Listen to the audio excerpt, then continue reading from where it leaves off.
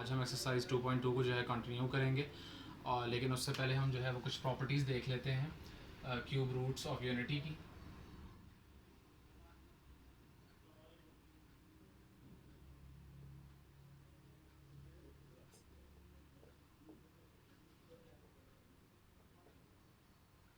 तो सबसे पहले हम जो है जो इसकी प्रॉपर्टी है वो हम देख लेते हैं प्रोडक्ट की। तो कोई भी नंबर हो उसके क्यूब रूट्स का प्रोडक्ट हमेशा उसी नंबर के इक्वल आता है।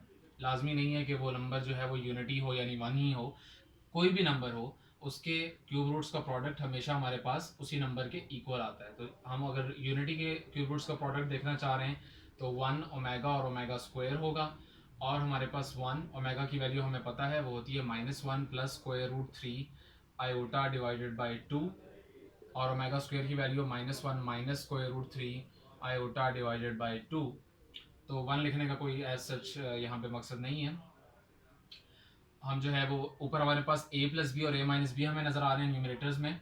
जब ये मल्टीप्लाई होंगे तो हमारे पास a square minus B square generate हो जाएगा। तो -1 का square minus under root 3 iota का स्क्वायर, और नीचे हमें जो है वो 2 हो जाएगा 4।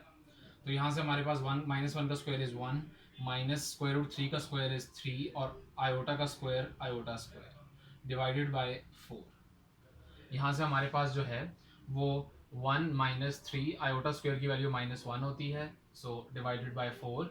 सो ये बन जाएगा 1 plus 3 over 4 which is equal to 4 over 4 which is equal to 1। तो हमारे पास हमने देख लिया कि product of cube roots of unity जो है वो 1 के इक्वल होता है, और कोई भी नंबर हो हमारे पास, सिर्फ यूनिटी नहीं, उन सब के क्यूब रूट्स का जो प्रोडक्ट है वो 1 के इक्वल ही होगा। अब हम इसकी सेकंड प्रॉपर्टी देख लेते हैं क्यूब रूट्स की। वो हमारे पास है सम की प्रॉपर्टी। तो हमारे पास कोई भी नंबर हो उसके क्यूब रूट्स का जो सम होता है वो हमेशा 0 के इक्वल होता है। यूनिटी की अगर बात करें तो हमारे पास 1 प्लस ओमेगा स्क्वायर होगा। 1 प्लस ओमेगा की वैल्यू हमें पता है -1 plus square root 3 iota divided by 2, और ओमेगा स्क्वायर की वैल्यू भी हमें पता है -1 minus square root 3 iota divided by 2। So ये अगर हम इनका सम करें तो एलसीएम इसका आ जाएगा 2, और हमारे पास आएगा 2 -1 plus square root 3 iota -1 minus square root 3 iota, ये और ये terms cancel. So 2 minus 2 over 2 which is equal to 0 over 2 which is equal to 0। तो हमने ये देख लिया कि कोई भी नंबर हो उसके क्यूब रूट्स का सम जो है वो हमारे पास 0 होता है, और यहाँ हमने वही चीज़ जो है वो यूनिटी के लिए चेक की है, तो ये हमारे पास 0 उसका सम आ गया। अब हम जो है वो कम्प्लेक्स क्यूब रूट्स जो हैं यूनिटी के, दो हमारे पास कम्प्लेक्स क्यूब रूट्स होते हैं, एक ओमेगा और एक ओमेगा स्क्वायर, जिसमें हमारे पास आयोटा वाली टर्म आती है। तो इनकी कुछ प्रॉपर्टीज़ देख लेते हैं। तो हम जो है अगर complex cube roots of unity की बात करें तो एक तो हमारे पास complex cube roots of unity जो हैं वो एक दूसरे का स्क्वायर होते हैं। यानी हमारे पास ओमेगा स्क्वायर के स्क्वायर के इक्वल होता है, और ओमेगा स्क्वायर का ओमेगा स्क्वायर जो है वो ओमेगा के स्क्वायर के इक्वल होता है। यानी सपोज हम ओमेगा स्क्वायर का स्क्वायर चेक करके देख लेते हैं, क्योंकि हम ये कह रहे हैं कि दोनों जो कम्प्लेक्स क्यूब रूट्स हैं वो एक दूसरे का स्क्वायर है। तो ओमेगा स्क्वायर का स्क्वायर करके देख लेते हैं कि क्या वो ओमेगा के इक्वल आता है या नहीं। तो -1 minus square root 3 iota divided by 2, इसका हम स्क्वायर कर रहे हैं। ऊपर हम नेगेटिव कॉमन ले लेते हैं, हमारे पास आ जाएगा 1 प्लस स्क्वायर रूट 3 आयोटा, और इस सब का स्क्वायर हो जाएगा। डिवाइडेड बाई 2 का स्क्वायर 4 होता है। सो -1 का स्क्वायर हमारे पास 1 हो जाएगा, और a प्लस बी का स्क्वायर जब हम एक्सपैंड करेंगे तो 1 प्लस स्क्वायर रूट 3 आयोटा हमारे पास 3 आयोटा स्क्वायर हो जाएगा, और plus 2 times square root 3 iota हो जाएगा डिवाइडेड बाई 4। तो यहाँ से हमारे पास जो है 1 प्लस 3 आयोटा स्क्वायर की वैल्यू -1 होती है, plus 2 times square root 3 iota divided by 4।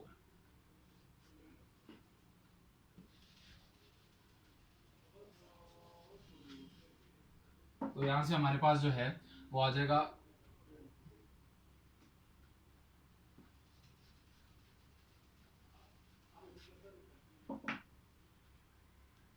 1 minus 3 plus 2 times square root 3 iota divided by 4 minus 2 plus 2 times square root 3 iota divided by 4। यहाँ से 2 अगर कॉमन ले लें तो आ जाएगा -1 plus square root 3 iota divided by 4। यहाँ पे कटिंग हो जाएगी तो हमारे पास जो आंसर आया वो है आया है -1 plus square root 3 iota divided by 2, जो कि हमारे पास इक्वल होता है ओमेगा ओमेगा के। तो हमने देख लिया कि ओमेगा स्क्वायर का स्क्वायर करने से ओमेगा हमारे पास जनरेट हो रहा है। तो ये चीज़ प्रूव हो गई कि हमारे पास ये जो कम्प्लेक्स क्यूब रूट्स हैं यूनिटी के, ये एक दूसरे का स्क्वायर होते हैं। ओमेगा का स्क्वायर करने से भी ओमेगा स्क्वायर जनरेट होगा। अब हम जो है वो एक और जो इनकी प्रॉपर्टी है वो ये है कि ये एक दूसरे का रेसिप्रोकल भी होते हैं। ओमेगा स्क्वायर और ओमेगा एक दूसरे का रेसिप्रोकल भी होते हैं। वो कैसे होते हैं? ओमेगा क्यू हमारे पास जो है वो 1 के इक्वल है। हमने अभी थोड़ी देर पहले देखा कि जो प्रोडक्ट है क्यूब रूट्स ऑफ यूनिटी का, जो कि 1 इंटू ओमेगा स्क्वायर है, जो कि ओमेगा क्यूब बनता है, ये 1 के इक्वल है। तो हम यहाँ से लिख सकते हैं omega into omega square is equal to 1, और ओमेगा को अगर हम अलहदा कर लें तो 1 ओवर ओमेगा स्क्वायर। तो यहाँ से हमें नजर आ रहा है कि ओमेगा स्क्वायर का रेसिप्रोकल ओमेगा के इक्वल होता है, और अगर ओमेगा स्क्वायर हम अलहदा कर लें तो ये 1 ओवर ओमेगा के बराबर होगा, यानी कि ओमेगा जो का रेसिप्रोकल ओमेगा स्क्वायर के इक्वल होता है। तो ये हमारे पास complex cube roots of unity की जो हैं वो कुछ प्रॉपर्टीज़ हो गई। इससे पहले हमने जो है वो क्यूब रूट्स ऑफ यूनिटी की कुछ प्रॉपर्टीज़ डिस्कस की। अब हम जो है एक्सरसाइज की तरफ जाएंगे।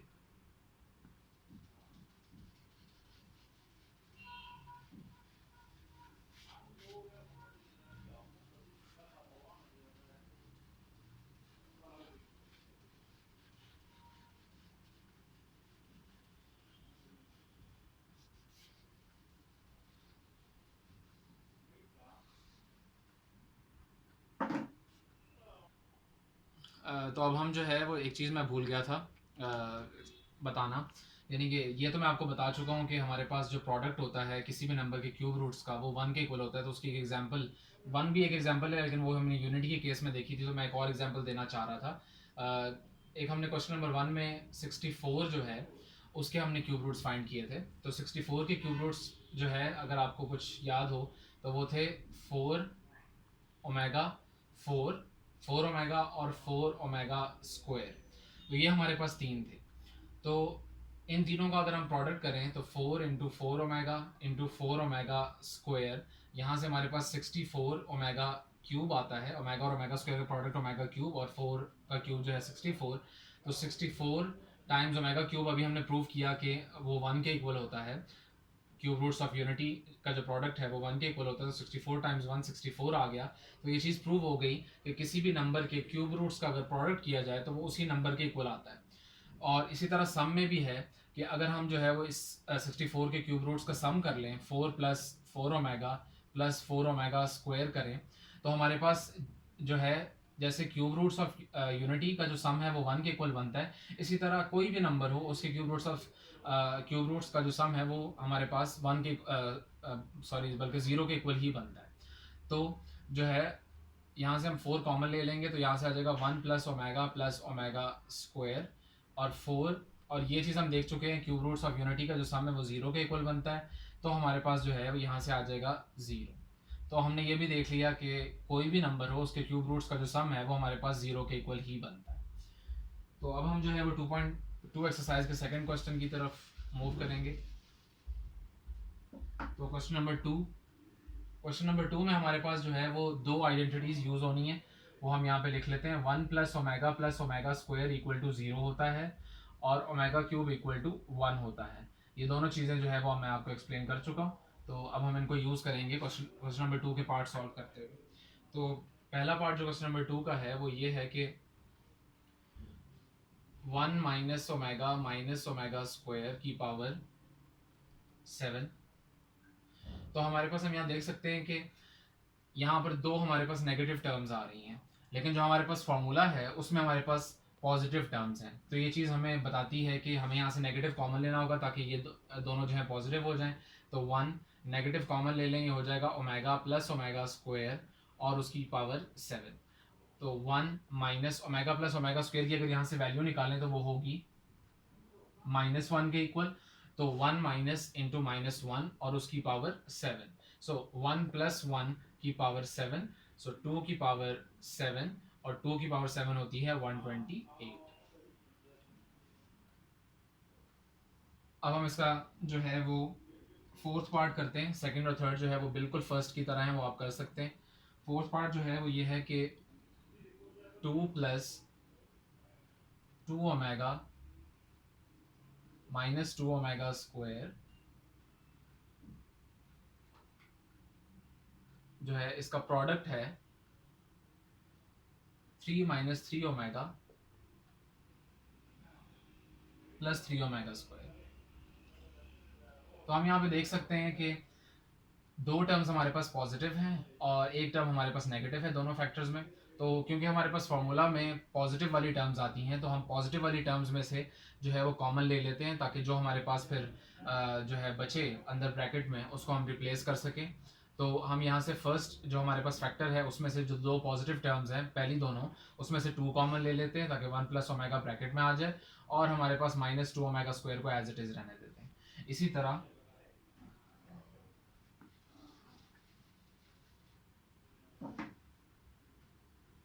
जो हमारे पास दूसरा फैक्टर है उसमें पॉजिटिव टर्म्स फर्स्ट और लास्ट हैं, उनमें से 3 कॉमन लेते हैं तो 1 प्लस ओमेगा स्क्वायर और माइनस 3 ओमेगा को एज इट इज़ रहने देते हैं। सो 2 टाइम्स 1 प्लस ओमेगा की वैल्यू हमारे पास जो है वो उस आइडेंटिटी से क्या बनेगी, minus omega square minus 2 omega square, और 3 टाइम्स 1 प्लस ओमेगा स्क्वायर की वैल्यू हमारे पास माइनस ओमेगा बनेगी और माइनस 3 ओमेगा। तो यहाँ से हमारे पास आ जाएगा minus 2 omega square minus 2 omega square minus 3 omega minus 3 omega. तो यहाँ से हमारे पास आ जाएगा माइनस 4 ओमेगा स्क्वायर और यहाँ से आ जाएगा माइनस 6 ओमेगा। तो यहाँ से जो है नेगेटिव 4 इंटू नेगेटिव 6 जो है वो हमारे पास हो जाएगा पॉजिटिव 24 और omega square into omega is omega cube. तो 24 टाइम्स ओमेगा क्यूब हमने देख लिया पहले कि वो 1 के इक्वल होता है। सो इसका आंसर आ जाएगा 24। अब हम क्वेश्चन नंबर 2 का फिफ्थ पार्ट करेंगे। क्वेश्चन नंबर 2 का फिफ्थ पार्ट ये है कि -1 प्लस स्क्वायर रूट -3 की power 6 plus -1 minus square root -3 की पावर 6। तो हमारे पास ये जो है वो ऐसा लगता है कि कोई नई चीज़ है, लेकिन ये है नहीं, क्योंकि हम अगर देखें ओमेगा जो है वो हमारे पास होता है -1 plus square root -3 divided by 2 और ओमेगा स्क्वायर जो है वो इक्वल होता है -1 minus square root -3 divided by 2। यानी हम स्क्वायर रूट -3 को बेसिकली स्क्वायर रूट 3 और फिर स्क्वायर रूट 3 इंटू आयोटा की फॉर्म में लिख सकते हैं। तो अगर हम देखें तो ये जो चीज़ लिखी हुई है यहाँ पे, ये हमारे पास ये न्यूमरेटर लिखा हुआ है और ये जो चीज़ लिखी हुई है ये हमारे पास ये न्यूमरेटर लिखा हुआ है। तो यहाँ से अगर हमें न्यूमरेटर्स की वैल्यूज़ निकालें तो -1 प्लस स्क्वायर रूट -3 जो है वो इक्वल बन जाएगा 2 ओमेगा के अगर क्रॉस मल्टीप्लाई करें, और इसी तरह -1 माइनस स्क्वायर रूट -3 जो है वो इक्वल बन जाएगा 2 ओमेगा स्क्वायर के। तो सिंपली ये दोनों वैल्यूज यहाँ पे पुट करनी है। So this entire thing is equal to 2 omega की power 6 and this entire thing is equal to 2 omega square की पावर 6। तो यहाँ से हमारे पास 2 की पावर 6 इज हमारे पास बन जाएगा 64 ओमेगा 6 प्लस 2 की power 6 is again 64 and omega square into की पावर 6 जो है लॉ ऑफ पावर लगेगा 2 6 से मल्टीप्लाई हो जाएगा तो ये ओमेगा की पावर 12 हो जाएगी और 64 कॉमन ले लेंगे यहाँ से ओमेगा 6 प्लस ओमेगा 12। अब हमारे पास ओमेगा की तो जो पावर जहाँ तक हम जानते हैं वो तो ओमेगा क्यूब है, तो ओमेगा क्यूब से बड़ी पावर को हम एवेलुएट करना नहीं जानते। तो जब भी हमारे पास क्यूब से बड़ी पावर आएगी ओमेगा की, उसको हम क्यूब की फॉर्म में ट्रांसफॉर्म करके लिखेंगे। वो क्यों करके लिखेंगे, इसलिए क्योंकि हम ओमेगा क्यूब का आंसर जानते हैं, वो हमारे पास 1 के इक्वल होता है, तो सिंप्लीफिकेशन हमारे पास आसान हो जाती है। और बेसिकली जहाँ पर भी कोई भी नंबर मैथमेटिक्स में 1 होता है वो पावर उसका पीरियड होता है, यानी ओमेगा क्योंकि क्यूब पे 1 होता है इसलिए 3 उसका पीरियड है। अब पीरियड से मुराद क्या है कि 3 से जितनी भी बड़ी पावर्स होंगी उसके ऊपर ओमेगा की जो पावर्स के आंसर होंगे वो दोबारा से यानी रिपीट होना शुरू हो जाएंगे। यानी अगर ओमेगा 4 को देखें तो वो हमारे पास ओमेगा के इक्वल होगा, ओमेगा 5 को देखें तो वो ओमेगा स्क्वायर के इक्वल होगा, ओमेगा 6 को देखें तो वो ओमेगा क्यूब के इक्वल होगा। यानी पावर्स के जो आंसर हैं 3 से बड़ी पावर्स के वो वही होंगे जो पहली 3 पावर्स के हैं और वो रिपीट होते चले जाएंगे। तो ओमेगा 6 को हम ओमेगा क्यूब की फॉर्म में अगर ट्रांसफॉर्म करें तो ओमेगा क्यूब का स्क्वायर, और ओमेगा 12 को अगर ओमेगा क्यूब की फॉर्म में ट्रांसफॉर्म करें तो ओमेगा क्यूब की पावर 4। तो यहाँ से हमारे पास 64, और ओमेगा क्यूब जो है वो 1 के इक्वल होता है, तो 1 का स्क्वायर, और ओमेगा यहाँ पे 1 की पावर 4 हो जाएगी। सो 64 टाइम्स 1 का स्क्वायर इज 1 प्लस 1 की power 4 is also 1, so 64 times 2 which is equal to 128। ये हमारे पास फाइनल आंसर।